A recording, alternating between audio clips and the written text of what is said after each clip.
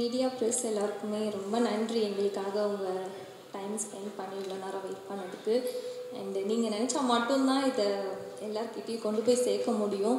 So இந்த மாதிரி நிறையா நல்ல படங்கள் வந்துட்டுருக்கு, நிறையா புதுமுகங்கள் அறிமுகமாகிட்ருக்கோம். உங்களோட சப்போர்ட் எப்பயுமே எங்களுக்கு இருக்கணும். ஏன்னா எங்களால் டேரெக்டாக போய் அவங்கள ரீச் பண்ண முடியாது. அதுக்கு ஒரு பெரிய தூணாக இருக்கிறது நீங்கள் மட்டும்தான்.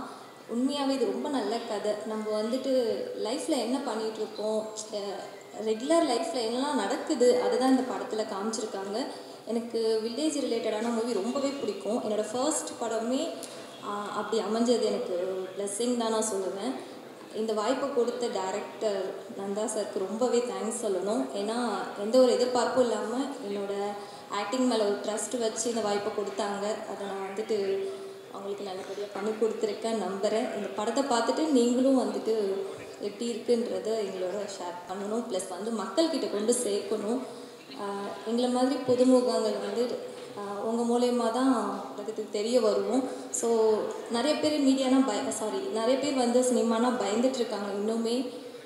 ஸோ அவங்களுக்கெல்லாம் நாங்கள் வந்து ஒரு முன்னோட்டமாக இருக்கணும் அப்படின்னு நம்புகிறோம். தியேட்டரில் கண்டிப்பாக போய் படத்தை பாருங்கள். அண்ட் உங்கள் சைடு எவ்வளோ சப்போர்ட் பண்ண முடியுமோ பண்ணுங்கள். ஆர்விஆர் ஸ்டுடியோஸ்க்கு ரொம்ப தேங்க்ஸ் சொல்லிக்கிறோம் அந்த டைமில். அண்ட் டிஸ்ட்ரிபியூட்டர்ஸ் எல்லாருக்குமே ரொம்ப நன்றி. இவ்வளோ ஸ்ட்ரகிள்ஸ்க்கு அப்புறம் இந்த படம் ரிலீஸ் ஆகிறது எங்களுக்கு ரொம்ப சந்தோஷமாக இருக்குது. Thank you so much. டீம் எல்லாருமே சேர்ந்து தான் இந்த ரிலீஸ்க்கு இவ்வளோ முயற்சி பண்ணியிருக்கோம். ஸோ எப்பயுமே உங்களோட சப்போர்ட் எங்களுக்கு இருக்கணும். Thank you so much.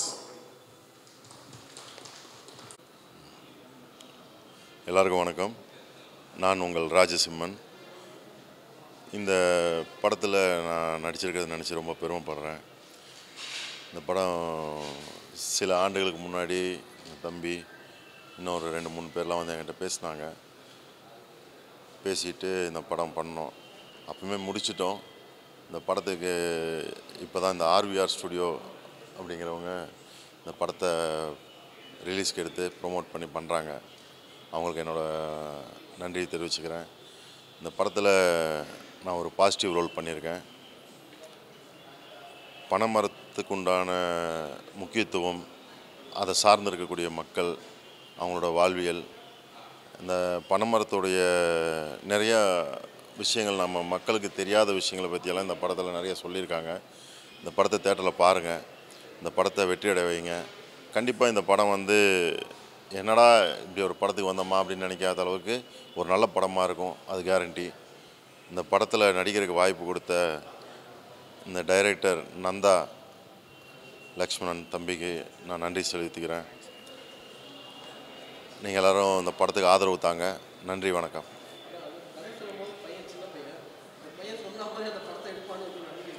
இப்போவும் அவன் சின்ன பையன்தான். இப்போவுமே அவன் சின்ன பையன்தான். வந்தாங்க, வந்து அப்ரோச் பண்ணுறதுல தானே இருக்குது.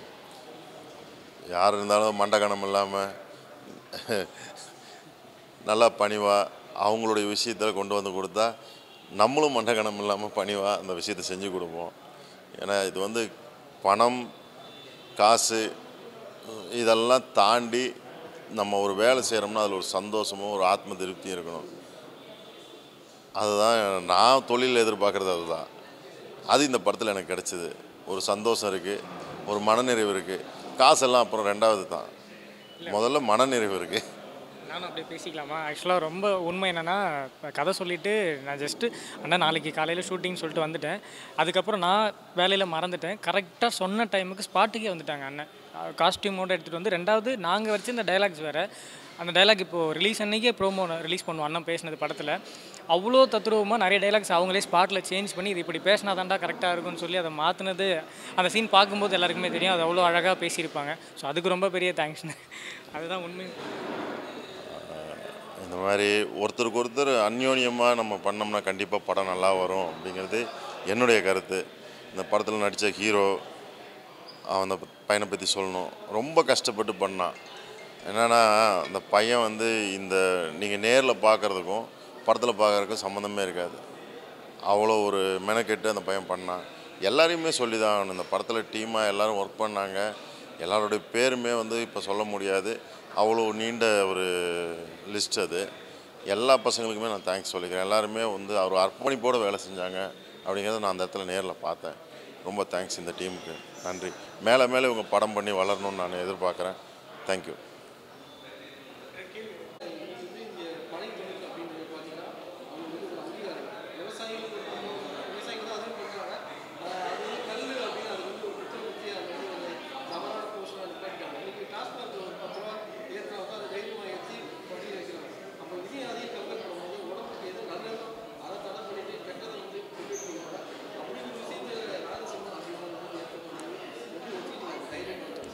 சார், அதாவது தனிப்பட்ட கருத்துன்னு என்னை கேட்டிங்கனாலே நான் சொல்லுவேன், நான் வந்து பனை மரத்தை வந்து நான் ஆதரிக்கிறேன். பனையிலேருந்து வரக்கூடிய எல்லா ப்ராடக்ட்டுமே ஆதரிக்கிறேன். கல்லை வந்து நான் வரவேற்கிறேன். அவ்வளோதான். சரிங்களா? நீங்கள் மதுவை ஒழிப்போம்னா நீங்கள் மதுவை ஒழிங்க. அதை வந்து எனக்கு ஆட்சேபனையே கிடையாது. ஆனால் கல் வந்து பார்த்திங்கன்னா குடித்து செத்து போயிட்டான்னு யாருமே கிடையாது சார், ஹிஸ்ட்ரியிலே கிடையாது. அதனால் என்னோடய தனிப்பட்ட கருத்து கேட்டிங்கனாலே கல்லை வந்து நான் ஆதரிக்கிறேன். அதுதான். சரிங்களா? இந்த மாதிரியான படம் வந்து என்ன தேடி வந்தது, நான் கொடுப்புனையாக தான் நினைக்கிறேன் ஒழிஞ்சு இதை நான் வந்து எப்படி தைரியமாக செஞ்சேங்களா. நான் என்ன கேட்டாலே பர்சனலாக கேட்டாலே அது ஆமான்னு தான் சொல்லுவேன். கல் குடித்து யாருங்க செத்து போயிருக்காங்க? யாருமே இல்லை. எந்த வீடு குடும்பமாக அது அழிஞ்சிருக்கா? எவனோ சொத்தை விற்றுருக்கானா? எவனோ பிள்ளைய கட்டி கொடுக்காமல் இருக்கானா? இல்லையே. ஆனால் மதுனால எத்தனையோ பேர் அழிஞ்சவங்க இருக்காங்க. அதனால் இதை வந்து கேட்டிங்கன்னா ஆதரிக்கிறேன்னு தான் நான் சொல்லுவேன்.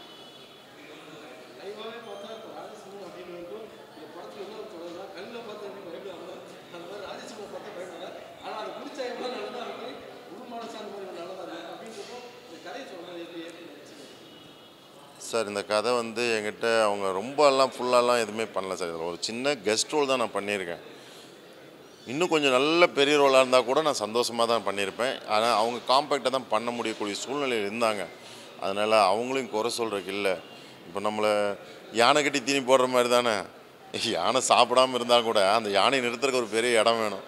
அது மாதிரி நம்ம என்ன தான் அட்ஜஸ்ட் பண்ணி போனாலும் நம்மளை அவங்க கொண்டு போகிறதுக்குன்னு அவங்களுக்கு ஒரு பெரிய செலவுகள் இருக்கும். அதில் அந்த தம்பிங்களால் அவ்வளோதான் செய்ய முடியும். ஒரு கெஸ்ட் ரோலுக்கு தான் என்னை இன்வைட் பண்ண முடியும் அப்படிங்கிற ஒரு பட்ஜெட்டில் அவங்க இருந்தாங்க. அதனால் நம்ம பெருசாக கதையும் கேட்டுலாம் நம்ம இது பண்ணல. அந்த தம்பி சொன்னதில் நான் இம்ப்ரெஸ் ஆனேன். அதை வச்சு நம்ம பண்ணோம். பண்ணதில் பெஸ்ட்டாக பண்ணியிருக்கோம்.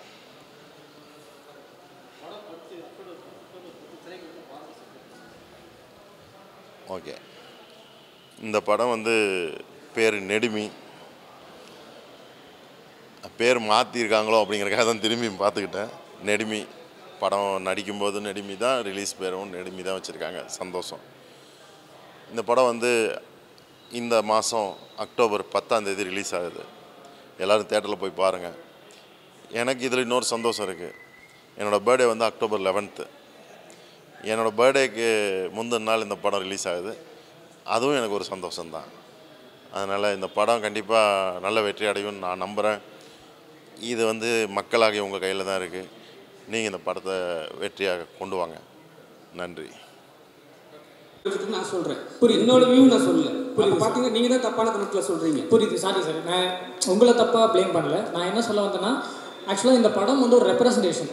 இப்போது எப்படி சொல்கிறதுனா, இப்போ நம்மளோட தமிழர்கள் எப்படி இருந்தாங்க, இப்போது நீங்கள் காந்தாரா பார்க்குறீங்க, பாகுபலி பார்க்குறீங்க, என்ன எல்லாமே ஒரு பீரியடிக்கல் ஃபிலிம். அப்போ எப்படி இருந்தாங்க, அப்போ இருந்த அரசியல் எப்படி இருந்தது, மக்களோட வாழ்வியல் பேச்சு வழக்கு எப்படி இருந்ததுன்ற நம்ம அந்த 90 காலகட்டத்தை காட்டுறதுக்கான ஒரு முயற்சி. ரெண்டாவது, அப்போது நான் கேள்விப்பட்டு நான் என்னோட கண்ணால் பார்த்து நான் நியூஸில் படித்த சில விஷயங்கள் இன்ஸ்பயர் பண்ணி தான் இந்த கதையை வந்து நாங்கள் உருவாக்கியிருக்கோம். ஸோ இந்த படம் வந்து இதை பார்த்துட்டு யாராவது பனைமரம் சரி, இப்போ நாங்கள் வந்து இப்போ பனைமரத்தில் வந்து பார்த்தீங்கன்னா நிறைய பேர் என்னோட உண்மையிலே இந்த கேள்வி நல்ல கேள்வி சார். என்னென்னா நிறைய பேர் வந்து கேட்டாங்க, நீங்கள் ஏன் வந்து கல்லை வந்து வலியுறுத்துறீங்க, அதுக்கு நீங்கள் பதனி இறக்கிட்டு போகலாமே, நீங்கள் வந்து கருப்பட்டி அந்த மாதிரி நீங்கள் பனை தொழிலை வந்து நீங்கள் பண்ணலாமே. உண்மையான விஷயம் தான். என்னென்னா இந்த பனை மரத்தை பொறுத்த வரைக்கும் ஒவ்வொரு மரத்தையுமே ஒரு தொழிற்சாலை அப்படின்னு சொல்கிறாங்க. இப்போ எப்படின்னா ஒரு கம்பெனி இருக்குது அப்படின்னா அது ஒருத்தரோட கண்காணிப்பில் இயங்கும். அது 10,000 பேர் வேலை செஞ்சாலுமே ஒருத்தரோட கண்காணிப்பில் இயங்கும். இப்போ இந்த இயற்கையிலேருந்து டைரெக்டாக நம்ம அதை எடுக்கும்போது அது யாரோட கண்காணிப்பில் இயங்குறது அப்படின்றதுல ஒரு பிரச்சனை இருக்காதான் நான் நினைக்கிறேன். இப்போது நீங்கள் ஒரு மரம், உங்கள் வீட்டில் ஒரு மரம் இருக்குன்னா நீங்கள் அதை யாருக்குமே தெரியாமல் நீங்கள் கல் இறக்கலாம், நீங்கள் சாப்பிட்லாம், இல்லை நீங்கள் கருப்பட்டியோட மாற்றலாம். அதை வியாபார ரீதியாக வரும்போது தான் இங்கே பிரச்சனை ஏற்படுது. மேபி இப்போ எங்கள் வீட்லேயுமே ஒரு 4 பனைமரம் இருக்குது. எங்கள் ஊரில் நிறைய பனைமரம் இருக்குது. இப்போ அந்த பனைமரத்தை எனக்கு உண்மையில் அந்த சட்டங்கள் எப்படி இருக்குன்னு தெரியல. பட் நீங்கள் ஏறி இறக்கி நீங்கள் மட்டும் குடிக்கிறீங்கன்னா அது வெளியில் தெரியாதுன்னு நான் நினைக்கிறேன். எனக்கு சரியாக தெரியல. பட் அது வியாபார ரீதியாக மாறும்போது இங்கே அவ்வளோ கலநிறங்கள் என்ன சொல்ல வரீங்க? டாஸ்மாக் இருக்கிறதுனால தான் பனைமரம் ஏற விடாங்கன்னு சொல்ல வரீங்களா? இல்லை சார், ஆக்சுவலாக அது ஒரு வகத்தில் நியாயம் தானே. அதாவது இப்போ எப்படின்னா, ஒட்டுமொத்தமாக நம்ம எல்லா கவர்மெண்ட்டுமே நம்ம அதை பண்ணலை அப்படின்னும் போது நம்ம அதை ஏற்றுக்கலாம். பக்கத்து ஸ்டேட்டில் பண்ணுறாங்க, அந்த ஸ்டேட்டில் அது கவர்மெண்ட்டே தான் பண்ணுது, யாரும் அது இல்லீகலாக யாருமே பண்ணல. நம்ம தமிழ்நாட்டை பொறுத்தவரை அது ஒரு பேசும் பொருளாகவே இருக்குல்ல. இப்போ நாங்கள் எது வலியுறுத்தல, ஒரு பேசும் பொருளாகவே இருக்குல்ல. அப்போ அந்த பேசும் பொருள் இருக்கக்கூடிய வழிகளை பாருங்கள் அப்படின்றத நம்ம வலியுறுத்தியிருக்கோம். இல்லை சார், சாரி நான் பார்க்கல சார். இல்லை பார்க்கல சார். சார் இல்லை சார், நம்ம படம் இப்போ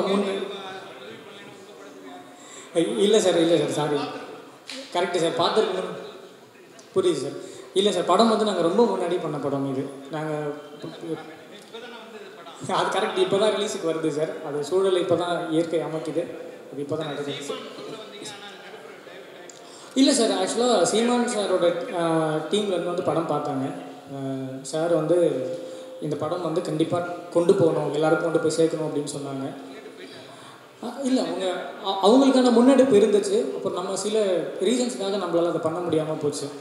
அது வியாபார ரீதியாக நிறைய ரீசனுக்காக பண்ண முடியாமல் போச்சு. ஆனால் அவங்க முயற்சி பண்ணாங்க, ரொம்ப பெரிய முயற்சி பண்ணாங்க. நான் கூட இருந்தேன். ஸோ அதுக்கு பெரிய நன்றி சொல்லணும். நான் நடந்தது உண்மைன்னா நான் சொல்லணும், ரொம்ப பெரிய நன்றி அதுக்கு. Correct sir. இது கதை வந்து எந்த ஊரில் நடக்கு, எந்த காலகட்டம், ஹீரோ என்ன வேலை பார்த்தாரு, ஹீரோயின் என்ன, கதையில் என்ன சொல்ல வரீங்க அது சொல்லுங்கள் சார். கதை வந்து திருநெல்வேலி மாவட்டத்தில் நடக்கிற மாதிரி நாங்கள் அமைச்சிருக்கோம். ஆனால் ஷூட்டிங் நாங்கள் திருநெல்வேலியில் பண்ணலை. நாங்கள் இங்கே மரக்காணம் அப்படின்ற ஊரில் தான் பண்ணியிருக்கோம். ஹீரோ வந்து ஒரு கதையவே சொல்லலாமா தெரியல. என்னென்னா இது ஒரு ஆர்ட் ஃபிலிமாக தான் நாங்கள் பண்ணியிருக்கோம். இதில் நீங்கள் வந்து ஆர்ட் ஃபிலிம்னு சொல்கிறீங்க, பாட்டு வச்சுருக்கீங்க, ஃபைட்டு வச்சுருக்கீங்க அப்படின்னா அப்போ இருந்த கன்ஃபியூஷன். நான் ஓப்பனாக சொல்கிறேன் சார், நான் இந்த படம் பண்ணும்போது எனக்கு 24 வயசு. நீங்கள் என்ன கேள்வி வேணால் கேட்கலாம். நான் அந்தளவுக்கு எனக்கு நாலேஜ் எதுவுமே கிடையாது, இப்போவுமே கிடையாது. நான் முயற்சி பண்ணிகிட்டு இருக்கேன். பட் ஒன்று பண்ண முடியும்னு ஒரு நம்பிக்கை, எல்லாரும் ஏற்றுப்பாங்கன்னு ஒரு நம்பிக்கை, அந்த வழியை தான் காட்டுறோம். ஸோ அந்த வழியை நாங்கள் கரெக்டாக காட்டியிருக்கோம்னு நம்புகிறேன். ஒன்றும் சிம்பிள் தான் சார். அந்த குடும்பம் வந்து முன்னேற துடிக்குது. ஹீரோ வந்து ஒரு இப்போ நம்மளே நினைக்கலையா, நம்ம ஒரு சின்ன சைக்கிள் வச்சுருக்கோம், அடுத்த ஒரு வண்டி வாங்கணும்னு நினைக்கிறோம், வண்டி வச்சுருக்கோம், ஒரு கார் வாங்கணும்னு நினைக்கிறோம், கார் ஒரு லக்ஸரி கார். சார் முன்னேற நினைக்கிறது ஓகே, அது கல்லறிக்கி தான் முன்னேறணுமா சார்? புரியல சார். குடும்பம் முன்னேற நினைக்கிறது ஓகே, புரியுது நீங்கள் சொல்லுது. கல் இறக்கி தான் முன்னேறணுமா? ஏன்னா எவ்வளோ தொழில் இருக்குது, எவ்வளோ பேர் வந்து படிச்சுட்டு நீ காட்டுற விஷயம் எனக்கு புரியுது. ஆனால் வந்து கல் இறக்கி தான் முன்னேறணும்னா ஒரு என்ன? இல்லை சார், இப்போ இது கரெக்டு சார், நீங்கள் கேட்குற கல்வி கரெக்டு. என்னென்னா நம்ம ஒட்டுமொத்த வாழ்வியலுமே நம்மளோட ஜாகிரஃபி பேஸ் பண்ணி தான் சார் இருக்குது. இப்போது நான் வந்து ஒரு மலை சார்ந்த வாழ்வியல் இருக்கேன்னா என்னோடய வேலை கல் உடைக்கிறதாவோ இல்லை மலைப்பழங்களை பறித்து தேன் எடுத்து விற்கிறதாவோ இருக்க முடியும், அப்படி தான் நான் நினைக்கிறேன். இப்போது எனக்கு தொழிலுக்கு எனக்கு ஒரு சூழல் வேணும் இல்லைங்களா? அட்வைஸ் வந்து அரசாங்கத்துக்கு வைக்கிறீங்க, அரசாங்கத்துக்கு ஒரு கோரிக்கை வைக்கிறீங்க, இவங்களுக்குலாம் வந்து ஒரு வாழ்வியல் வேணும்ன்ட்டு. ஏன் படிப்புக்கு சொல்ல மாட்டீங்க? கல்லறிக்கை தான் வந்து ஒருத்தர் முன்னேறணும்னா எந்த விதத்துக்கு நியாயமாக இருக்கும் இது? இல்லை சார், அதாவது படத்தில் வந்து நீங்கள் எல்லாருமே திரும்ப வந்து கல் இறக்க போங்க அப்படி நம்ம கொண்டு வரல. இப்போ நீங்கள் பார்த்தீங்கன்னா நிறைய டிவி ஷோவில் கூட நான் பார்த்தேன், ஒருத்தர் வந்து அந்த வீடியோ வைரலாக கூட ஆச்சு. பனை மரத்துக்காக ஒரு டோட்டலாக அதை ஒரு இண்டஸ்ட்ரி மாதிரி பேஸ் பண்ணி அதுக்கு ஒரு பெரிய ஃபண்டிங்கே அவர் வாங்கினார். அந்த வீடியோ நானுமே பார்த்தேன். ஸோ அதுதான் சொல்ல வரேன். இப்போது அது ஒரு பெரிய தொழிற்சாலை, அந்த தொழிற்சாலை கவனிக்கப்படாமல் இருக்குன்றது நம்மளோட வலியுறுத்தலுமே. இப்போ நாங்கள் படம் பண்ணும்போது எந்த டாக்குமே கிடையாது, இப்படி ஒரு சூழல் கிடையாது, பனை மரத்துக்கான அட்டென்ஷன் கிடையாது, அந்த சட்டங்கள் கிடையாது, எதுவுமே கிடையாது. அப்போது அந்த சூழலில் இருக்கவங்களுக்கு அது ஒரு இதுதான் நமக்கு இப்போ வழி, வேறு எதுவுமே இல்லை. சரி, இப்போ என்னோட ஊர்லேருந்து எனக்கு வெளில வரதுக்கு பஸ்ஸுக்கே காசு இல்லைன்னும் போது அங்கேருந்து நான் என்ன சம்பாதிக்க முடியுன்றதை பற்றி மட்டும் தான் யோசிக்க முடியும். இப்போ அப்படி பார்க்கும்போது நம்ம வாழை மாரி செல்வராஜ் சார் படம் ஒன்று எடுத்திருந்தாங்க. இப்போ அதுலேயுமே ஒரு வாழ்வியல் தான். இப்போ வாழை சுமக்கணுன்றது கட்டாயமானு கேட்டிங்கன்னா அது அவங்க வாழ்வியலுக்கு அது கட்டாயமாக தான் இருக்குது, அதுதான் அவங்க வாழ்வியல். நெடுமின் டைட்டில் என்ன சார், அதுக்கு என்ன அர்த்தம் சார்? நெடுமி அப்படின்றது ரொம்ப நெடிய உயர்ந்த மரம் அப்படின்னு அர்த்தம் சார், அதுதான் அதுக்கு அர்த்தம். இதில் வந்து நீங்கள் தென்னை மரத்தையும் சேர்க்கலாம், பனை மரத்தையும் சேர்க்கலாம். ஆனால் தஞ்சாவூர் கல்வெட்டுக்களில் பனை மரத்துக்கு ஒரு 150 பேர்கிட்ட கொடுத்துருக்காங்க. அதில் நெடுமீன்ற ஒரு பேரும் அதில் சேர்த்துருக்காங்க. நம்மளோட முன்னோர்கள் சேர்த்த பேர் தான், நாங்கள் அதை ரெஃபர் பண்ணி தான் நெடுமீன் வச்சுருந்தோம். ஸோ வேறு ஏதாச்சும் சார், கல் இறக்கிறதுக்கு ஊக்குவிக்கிற மாதிரி ஒரு படம் இது, சரிங்களா? பனைமரம் ஏறதே வந்து குற்றம்னு சொல்லிட்டு ஒரு விஷயம் பண்ணியிருக்காங்க. இப்போ வந்து பனைமரத்தை வெட்டக்கூடாதுன்னுட்டாங்க. இப்போ கல் இறக்கிறத ஊக்குவிக்கிற மாதிரி நீங்கள் வந்து படம் எடுத்துருக்கீங்க. ஒருவேளை உங்களுக்கு அரசு வாரண்ட்னா வந்து என்ன பண்ணுவீங்க சார்? ஏன் சார் பயப்படுத்துறீங்க? வாழ்க்கையில் நான் இப்போ தான் முதல் படி எடுத்து வைக்கிறேன் சார். சார் ஒன்றும் இல்லை சார், ரொம்ப ரொம்ப சாதாரணமாக இதை புரிஞ்சுக்கணும்னா சார், என்னோட வயசுக்கு எனக்கு இருக்கிற அறிவுக்கு என்னோட புரிதலுக்கு ஒன்றே ஒன்று தான் சார். இப்போது ஜல்லிக்கட்டு பிரச்சனை நடந்தது, நம்ம எல்லாருக்குமே தெரியும், நானும் போராடினேன். அப்போது அவங்களோட தாட் ப்ராசஸ் என்னவாக இருந்தது நம்ம எல்லாருமே புரிஞ்சுக்கிட்டோம்னா, மாடுகள் இல்லைன்னா ஆட்டோமேட்டிக்காக அந்த பால் வந்து அழிஞ்சிரும்ன்றது தான் அவங்களோட தாட் ப்ராசஸ். ஸோ அந்த உண்மை நமக்கு என்றைக்கு புரிஞ்சுதோ அன்றைக்கி நம்ம போராட ஆரம்பித்தோம். அன்றைக்கி ஒரு பெரிய மாற்றத்தை நம்மளால் கொண்டு வர முடிஞ்சுது. ஸோ நான் வந்து இதை உண்மையை புரிய வைக்கணும், அதுக்காக முயற்சி பண்ணுமா, நீங்கள் போராட்டம் பண்ணுறீங்களா புரட்சி பண்ணுறீங்களான்றது கிடையாது. நீங்கள் பாருங்கள் இப்போ ஏன்னா ஜல்லிக்கட்டு போராட்டத்துக்கு அப்புறம் தான் எனக்கு சீரியஸாகவே தெரியும். எங்கள் வீட்லேயுமே மாடு இருந்திருக்கு, ஆனால் அவ்வளோ பாசமாக அது குடும்பத்தில் ஒருத்தவங்களா பார்த்துப்பாங்கன்றது எனக்கு ஜல்லிக்கட்டு போராட்டத்துக்கு அப்புறம் நடந்த நிகழ்வுகளும் அதுக்கு மேலே மாட்டு அட்டென்ஷனும் தான் எனக்கு புரிய வச்சுது. மாடுகளும் குடும்பத்தில் ஒருத்தவங்களா பார்த்துக்கிறாங்க அப்படின்னு.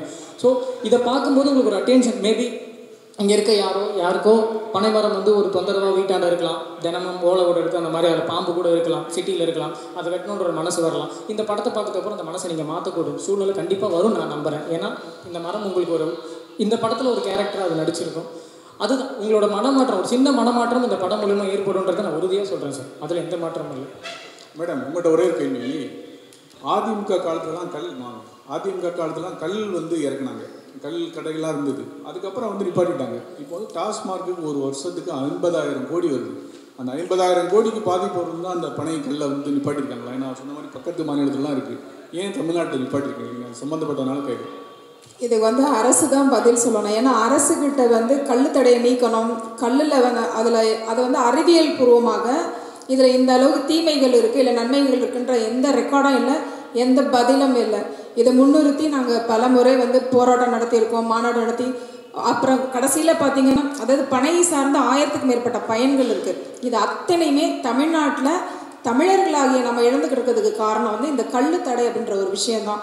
ஸோ ஒரு பனை அப்படின்னும் பொழுது அதில் காலை வச்சா அது ஒரு குற்றம், காவல்துறை நம்மளை கண்காணிக்கும் அப்படின்ற ஒரு பார்வை வந்து தமிழகத்தில் மட்டும்தான் மாற்றம் செய்யப்பட்டிருக்கு. அதுவும் 1987 இருந்து இன்னைக்கு வரைக்கும் அதை வந்து ஒரு பின்னோக்கி இவ்வளோ பேர் தேவை இருக்குன்னு சொல்கிறாங்க. இத்தனை கோடி மரங்கள் அழிஞ்சிருக்கு. இது எல்லாத்தையுமே பனைன்றதை பொறுத்த வரைக்கும் ஆண்ட ஆட்சியாளர்களாக இருக்கட்டும், ஆளக்கூடியவங்களாக இருக்கட்டும், எல்லாம் ஒரு கண் துடைப்பாக தான் இருக்குது. இன்றைக்கி கூட நீங்கள் ஒரு 10 பனை மரத்தை வெட்டுட்டிங்கன்னா ஒரு 100 பனங்கொட்டையை நட்டுட்டு போயிட்டே இருக்கலாம். இது வந்து தீர்வாகுமா? ஒரு அவசியம் இருக்கும் பொழுது அப்படின்றது தான் ஒரு சரியான தண்டனைக்குரியதாக இருக்கும் அப்படின்னும் போது தான் குற்றங்கள் குறையும். கள்ளு தடை அப்படின்னும் பொழுது அதை வந்து இன்னைக்கு வரைக்கும் ஆட்சியாளர்கிட்ட வந்து எந்த ஒரு தெளிவான ஆய்வுபூர்வமான பதிலும் இல்லை. மத்திய அரசுக்கு இது பனை சார்ந்த ஒரு கோரிக்கையை வைக்கும் பொழுது கடற்கரை ஓரமாக வைக்கணும் அப்படின்னு சொல்லி கொடுத்துருந்தோம் 2020. ஏன்னா பனை மரங்கள் எல்லாம் அழிக்கப்பட்டுக்கிட்டு அப்படின்னு அதுக்கு வந்து உடனடியாக செவிசாய்த்து கடற்கரை ஓரங்களில் பனை நடவு செய்வதற்கான நடவடிக்கை எடுக்கப்படும் சொல்லி பதில் கொடுக்கப்பட்டது. பனையை மருத்துவ தவறமாக அறிவிக்கணும். ஏன்னா பனை இந்தியாவில் 95 மூலிகைகள் வந்து மெடிசனல் பிளான்ஸாக அது வந்து மத்திய அரசோட உதவி தொகையை பெற்றுக்கிட்டு இருக்கு. ஆனால் பனையை வந்து இது வரைக்கும் யாருக்கும் சேர்க்கலை. ஸோ அதைக்கும் தமிழ்நாடு மெடிசனல் பிளான் போர்டில் கொடுக்க சொன்னாங்க, அதையும் கொடுத்துருக்கோம். இந்த பனை மரங்களோட அழிவு அப்படின்னு பெரும்பான்மையான இந்த கள்ளு தடைன்ற அந்த ஒரே ஒரு விஷயத்தால் தான் இன்றைக்கி வரைக்கும் வந்துட்டுருக்கு. 50 லட்சம் ரூபாய் வரைக்கும் மத்திய அரசு வந்து பனை சார்ந்த தொழில் செய்பவர்களுக்கு உதவித்தொகை கொடுக்குது. அதை வாங்கி அவங்க முன்னெடுத்து கொண்டு போகலாமே என்று பார்த்தா தமிழ்நாட்டில் வந்து அது வந்து சாத்தியம் இல்லை. இதுக்கு என்ன அப்படின்னு சொல்லி கேட்டோம்னா கள்ளு தடை தான். பனை அப்படின்னா தடையற்ற தொழிலாக இருக்கணும். இன்றைக்கி சொல்கிறாங்க இந்த மாதிரி மற்ற பானங்கள் அரசு விற்கக்கூடியதில் வந்து எந்த அளவுக்கு அதில் எந்த அளவுக்கு ஆரோக்கியம் இருக்குது. இந்த கல் அப்படின்றத சொல்லி பார்த்தீங்கன்னா அது வந்து மரத்திலிருந்து நேரடியாக வழியக்கூடிய ஒரு சாறு, நேரடியாக வழியும். அதை வந்து நீங்கள் தினமுமே எடுத்துக்கலாம். குடிக்கிற தண்ணி கூட நம்மளுக்கு ஆபத்து தான் அளவுக்கு மேலே குடிக்கும் பொழுது. அது வந்து அவங்கவுங்க தான் தீர்மானிச்சுக்கணும். கல்லில் வந்து எந்த ஒரு ஆபத்து கிடையாது. பதநீர் கூட சுண்ணாம்பு சேர்த்து தான் அதை எடுத்துக்க முடியும். ஆதி காலத்தில் பிரசவித்த தாய்மார்களுக்கு கல் கொடுக்கப்பட்டது. பிறந்த குழந்தைக்கு ஒரு சங்கு ஒரு பாலாடை கல் வழங்கப்பட்டது. உடல் நோய்வாய்ப்பட்டவங்களுக்கு கல் வழங்கப்பட்டது. வந்து உடம்புல ஆரோக்கியத்தை மேம்படுத்தும். கல்லை குடிச்சிட்டு 3 வேளையும் சாப்பிடாம கூட ஒரு நபர் இருக்கலாம். ஆனால் மற்ற பானங்களை வந்து குடிச்சிட்டு இருக்க முடியுமானா முடியாதுன்னு தான் சொல்லலாம். ஸோ அறிவியல் பூர்வமாக எந்த ஒரு பதிலும் அரசிடம் இல்லை. தேங்க்யூ. அதாவது கிராமப்புறங்களில் இருக்கவங்க எல்லாரையுமே சொல்லலாம். பனைத்தொழில் விவசாயம் செய்யக்கூடிய அத்தனை பேரையும் சொல்லலாம். ஏன்னா பழம் இருக்கலாம், பனங்கிழங்கு, தவணு, பதநீர். அந்த பதநீர் விற்காத பொழுது அதை கருப்பட்டியாக்கி கிராம பெண்களுக்கு வந்து நல்ல ஒரு வருமானம். இன்றைக்கி குறைஞ்சது 400 ரூபாயிலேருந்து 1000 ரூபாய் வரைக்கும் பனங்கருப்பட்டி விற்குது. கருப்பட்டி கடைகள் வந்து இன்றைக்கி அதிக அளவில் அதிகரிச்சிருக்கு தமிழ்நாட்டில் கருப்பட்டி பயன்படும். ஆனால் அதை கொண்டு வர பனை தொழிலாளர்களுக்கு எந்த முன்னேற்றமும் அரசு வழங்கலை, குறிப்பாக தமிழகத்தில் மட்டும். அனைவருக்கும் வணக்கம். அருமையான கதையம்சம் கொண்ட நெடுமி இந்த திரைப்படம் தமிழகத்தில் பனை தொழிலாளர்கள், பனை தொழில் எப்படி நசிந்து அழிந்து கொண்டிருக்கிறது. அதாவது எத்தனையோ கலைகள் இன்றைக்கி அழிஞ்சு போச்சு, அதே போல் எத்தனையோ தொழில்களும் ரொம்ப மோசமான நிலையை நோக்கி போய்கிட்டு இருக்கு. ஆனால் இயற்கை சார்ந்த ஆரோக்கியமான ஒரு தொழில் வந்து தமிழ்நாட்டில் மட்டும் அழிஞ்சிக்கிட்டு இருக்கு. அதில் என்னென்ன கொடுமைகளை அவங்க அனுபவிக்கிறாங்க, எப்படிப்பட்ட பிரச்சனைகளெல்லாம் பனை தொழிலாளர்கள் சந்திச்சிட்ருக்காங்க அப்படின்றத எங்கேயோ மூலையிலையும் முடுக்குலையும் நம்ம தெரிஞ்சுக்கிட்டு இருக்கோம். அதை வந்து திரையிட்டு காண்பிக்கும் வகையில் தமிழகம் மட்டுமல்ல உலகெங்கிலும் இந்த பனை தொழிலாளர்கள் எப்படி ஒரு சிரமங்களை அனுபவிக்கிறாங்க அப்படின்றத திரையிட்டு அதை நம் கண்முன் கொண்டு வர வருகிறான் நெடுமி. நெடுமி வா, உன்னுடைய வருகை வந்து இந்த பனை தொழில் குற்றுயிரும் குலவுயிரமாக போய்கிட்டு இருக்கு, அதுக்கு ஒரு நல்ல உயிரோட்டத்தை கொடுக்கும் அப்படின்னு நம்புகிறோம். தமிழர்கள் அப்படின்னு சொன்னாலே பனை இல்லாமல் தமிழ் இல்லை. பனை ஓலை சுவடிகள் மூலம் கிடைத்த நூல்கள் மூலமாக தான் நம்ம இன்றைக்கி உலக அளவில் தமிழர்கள்னு நம்மளை உயர்த்தி பிடிச்சிக்கிட்டு இருக்கோம். அந்த பனை ஓலையில் 2000 வருஷம் 3000 வருஷம் ஆனாலும் எழுதப்பட்டது அழியாதுன்னு அவங்க எத்தனை ஆயிரம் ஆண்டுகள் பார்த்துருப்பாங்க. ஸோ பனை தொழிலாளர் இல்லாமல் நம்மளுக்கு தமிழ் மொழியே இல்லை அப்படின்னும் பொழுது இந்த பனை மரங்கள், பனை தொழில் அழிந்துக்கிட்டு இருக்கு. அதுக்கு வந்து நிச்சயமாக இந்த தடையற்ற பனை தொழில் அப்படின்றதுக்கு இது வந்து ஒரு விடிவு காலத்தை கொடுக்கும் அப்படின்னு நம்புகிறேன். இந்த அருமையான கதையம்சம் கொண்ட படம் ரொம்ப பல சிரமங்களை சந்தித்து வந்திருக்கு. இந்த படத்தை எடுத்த நந்தா மற்றும் இந்த படக்குழுவினர், இதை வெளியிட வந்திருக்க வெளியீட்டாளர் அனைவருக்கும் என்னுடைய நன்றியை தெரிவித்துக் கொள்கிறேன். இதே போல் ப்ரெஸ் மீடியா அனைவருக்கும் என்னுடைய நன்றியை தெரிவிச்சுக்கிறேன். நன்றி, வணக்கம். சின்ன படமாக இருந்தாலும் எல்லாத்தையும் மக்கள்கிட்ட கொண்டு போய் சேர்க்கறது இந்த ப்ரெஸ் தான். ஸோ அவங்களுக்கு ரொம்ப நன்றி. இந்த படத்தோட ப்ரொடியூசர் சாமிநாதன் ராஜேசன். இந்த படம் வந்து பார்த்திங்கன்னா ஒரு வாழ்வியல் சம்மந்தப்பட்ட படம். அந்த படம் வந்து ரொம்ப நல்லாவே பண்ணியிருக்காங்க. ஸோ இந்த படம் மக்கள் எல்லாம் தேட்டரில் போய் பார்க்கணுன்னு ரொம்ப வேண்டி கேட்டுக்கிறேன். நம்ம டீம் எல்லாமே நல்லா சப்போர்ட் பண்ணுங்கள் டீமுக்கு. ரொம்ப தேங்க்ஸ். இங்கே வருகை தந்துள்ள ப்ரெஸ் மீடியா ரிப்போர்ட்டர்ஸ் எல்லாருக்கும் ஒரு மிகப்பெரிய நன்றி. இது எனக்கு முதல் படம் நெடுமி. இந்த படத்து மூலயமா தான் அடுத்தது நான் இது வரைக்கும் ஒரு 8 படம் பண்ணிட்டேன். அதுக்கு முதல் காரணம் இந்த படம் எனக்கு கொடுத்த ஒரு உழைப்பு, இது கொடுத்த ஒரு ரெகனைசேஷன். இது ரிலீஸ் ஆகிறதுக்கு ஒரு 3 ஆண்டு காலம் எடுத்துக்கிட்டாலும் இதில் நான் கற்றுக்கிட்ட விஷயங்கள் எவ்வளவோ இருக்குது. போன மாதம் 19ஆம் தேதி ராயல் சல்யூட் அப்படின்ற ஒரு படம் ரிலீஸ் ஆச்சு. உங்களை நிறைய பேர் அந்த ப்ரெஸ் மீட்டுக்கு வந்திருந்தீங்க. ஸோ அது என்னுடைய 2வது படம். இதுதான் முதல் படம். ஒரு மரம் ஏறுறதுன்றது நம்ம வெளியிலேருந்து பார்க்கும்போது ரொம்ப சுலபமாக இருக்கும். ஒரு சம்மர் சீசனில் நுங்கு வாங்கி சாப்பிட்றோம், ரொம்ப ஈஸியாக இருக்கும். பட் அது ஏறி இறங்கும் போது தான் அதில் எவ்வளோ வலி இருக்குது, எவ்வளோ உடல் வேதனை இருக்குன்றது என்னால் உணர முடிஞ்சது. அப்படிப்பட்ட ஒரு புனிதமான ஒரு இயற்கை கொடுத்த ஒரு விஷயத்துக்கு தடை போட்டிருக்காங்க. அதை வந்து ரொம்ப அழகாக நம்ம டைரக்டர் கதையில் சொல்லியிருக்காரு.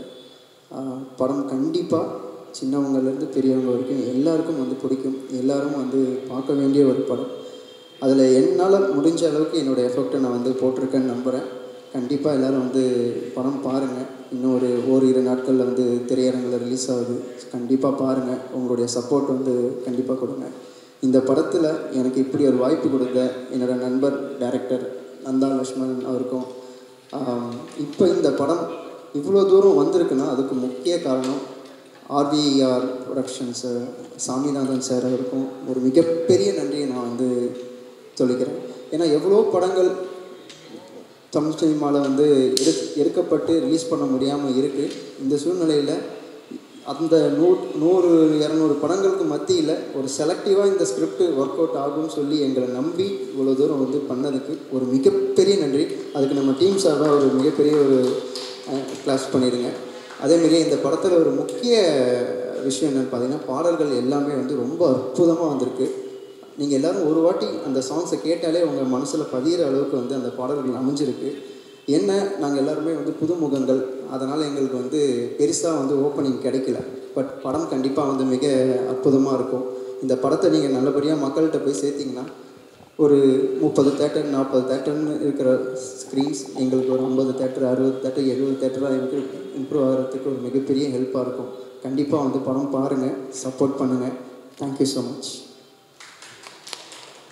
நெடுமி இந்த படம் வந்து ஒரு பனை சார்ந்த ஒரு வாழ்வியலை பற்றி பேசக்கூடிய ஒரு கதையாக இருக்குது. இங்கே இந்த தருணத்தை ஏற்படுத்தி கொடுத்த இந்த படத்தோட தயாரிப்பாளர் சுவாமிநாதன் சாருக்கு ஒரு மிகப்பெரிய நன்றி. ரெண்டாவது, இந்த படத்துக்காக நான் தூரம் வந்த கடைசி தோட்டாவோட டைரக்டர் வந்திருக்காங்க, நவீன் சாருக்கு ஒரு நன்றி. அப்புறம் பனை இளவரசின்னு சொல்லக்கூடிய கவிதா காந்தி மேம், இவங்க வந்து அட்வொகேட். ஆக்சுவலாக பனை மரத்துக்காக இந்த தமிழ்நாட்டில் ஏற்பட்டிருக்கக்கூடிய அந்த கல்தடையை நீக்கணும் அப்படின்றதுக்காக நிறைய முன்னெடுப்புகள் எடுத்துக்கிட்டு இருக்காங்க. ஸோ அவங்களும் இந்த ஃபங்க்ஷனுக்கு வந்திருக்காங்க. Thank you ma'am. என்னோடய team members David, AR Rajesh, hero Pradeep, heroine Abhinaya, எல்லாருக்குமே ரொம்ப பெரிய தேங்க்ஸ் இந்த படத்தோட இதுக்கு ஜாயின் பண்ணதுக்கு. ஸோ கடைசி தோட்டா பிரதர், நீங்கள் ஒரு 2 வார்த்தை பேசணும்.